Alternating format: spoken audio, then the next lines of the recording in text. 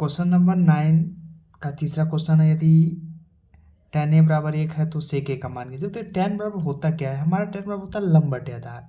देखिए यहाँ पे लंब हमारा 1 है, बस आधार नहीं पता है तो हम इसको भी 1 मान लेंगे, ठीक है। तो tan बराबर होता है लंब बटे आधार। यहाँ पे हमको भी कर्ण ज्ञात करना है। सेम इसमें भी हम क्या करते हैं, डायरेक्ट करते हैं, X square is equal to लंब स्क्वायर प्लस आधार square. X square is equal to हो जाएगा हमारा 1 + 1, इसलिए एक्स इज इक्वल टू, हम इसको जब जोड़ के इसको पावर हटाने पे ये √ हो गया, यानी कर्ण की वैल्यू आ गई हमारा √2। हमको ज्ञात करना है सेक, ठीक। सेक ए बराबर होता क्या, ये होता है कर्ण बटे आधार, ठीक है। अब देखिए यहाँ पे हमारा जो कर्ण है वह हमारा दिया √2 और आधार हमारा दिया है 1। यही हमारा फाइनल आंसर है।